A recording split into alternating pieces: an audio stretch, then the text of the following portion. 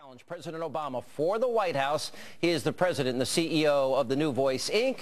He's also a radio talk show host in Atlanta. Herman Cain is back. Herman, good to see you. And by the way, Sean. the former Thank CEO you. of Godfather's Pizza, which I love. Yes. Thank you. Thanks, Sean. Good to be on. Good to see you. All right, let's start with, you have put together an exploratory committee. You're considering a run. You've never been elected to office before. No, I haven't. And you think you can beat Barack Obama? I believe I can get the nomination and beat Barack Obama for the following reasons. The public, this sleeping giant, has awakened, and they are ready for an unconventional candidate. People, I believe, Sean, are ready for a problem solver and not just another politician. So whenever people say I don't have a chance because I've never held public office, my response is, well, everybody in D.C.'s held public office. How's that working out for you?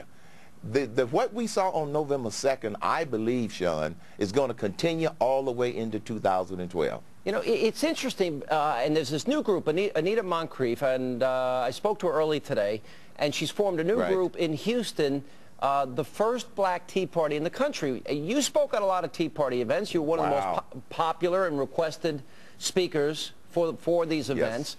But all the charges were that the Tea Party's racist. The Tea Party is bigoted. Your response? John, the facts are, I have spoken at probably 50 or more Tea Party rallies and events across the country. There's no racism there. This is just an attempt on the part of the mainstream media to try and silence the Tea Party movement because they don't know how else to fight it.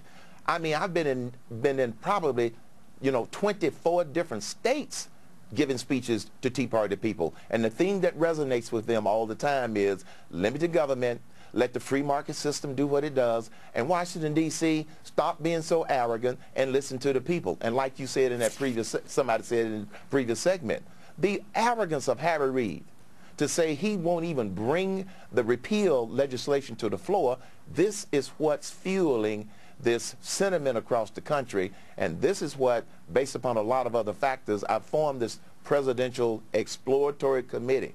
I got to leave it there, Sean, because if I say any more than that, you wouldn't have 15 million unemployed people. You'll have 15 million and one. You lose your job being on the That's unfair, by the way. If I ever wanted to run, I'd like to be able to keep my job and run at the same time, but the laws don't allow that to happen, which, by the way, is never going to happen.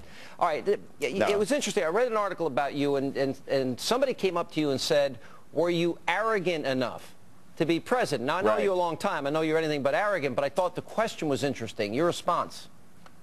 My response, when this gentleman asked me, was I arrogant enough to be president, I simply said, I am confident enough, because there's a fine line between being confident and arrogant. And people who've looked at my career and all of the different positions that I have been in, and especially if you talk to people who have worked with me, they will tell you that I have been consistent throughout my over 40 years in business. Confidence is what people are looking for in leaders. They are also looking for their leaders to be able to identify the right problem, set the right priorities, surround yourself with the right people, and then execute the plans that's going to get some solutions. People are sick and tired of hearing about the problems. We know what that is. They want to hear solutions, and that's what I've been talking about. Well, you were the head of you're CEO of Godfather's Pizza. One of the things that frustrates me about a lot of the people that go to Washington, they've never worked in the private sector. They never had to pay unemployment insurance and health insurance and workman's comp and pay the light bill and pay the rent and the lease and the mortgage and all this stuff. You know, in all my years, I started out in the restaurant business. For years I worked there, starting out as a dishwasher at 12, cook, chef, bartender. Worked in all the construction trades, had my own business, had employees. I guarantee you, your first interview in the liberal media, they're going to say, you know, Herman Cain, what experience do you have to be the president? You're laughing, but you know it's coming. What experience do you have? Wait a minute, hang on, I'll play an anchor. Mr. Cain, what experience do you have to be the president of the United States? You've never been elected to office.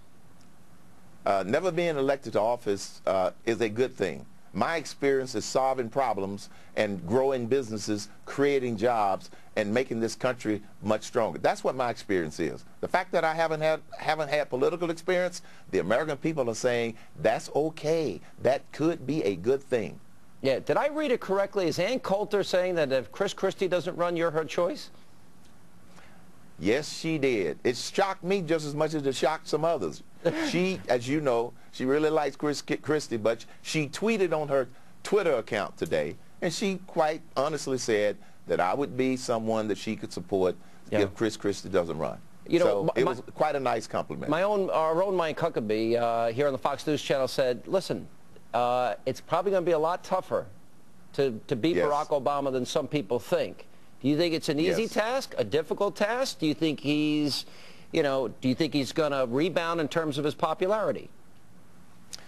I believe he will be difficult to beat, but I think that he has some vulnerabilities. His vulnerability is, number one, the first 2 years of his administration, in all candor, has demonstrated his lack of problem-solving experience, his lack of truly understanding the economy, and his inability to surround himself with the right people.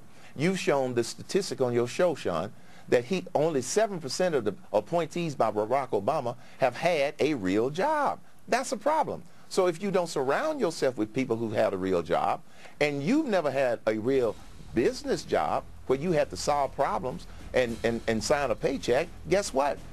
His whole administration has been at a big disadvantage. That's one of his biggest vulnerabilities, and I think running against somebody like me will highlight that weakness in his experience. All right, Herman Cain, we're going to follow this very closely. Good to see you. Thanks for being with us. Thanks, Shane. Thanks a lot, Sean. Now, is child porn about to show up on MTV, and that's coming up.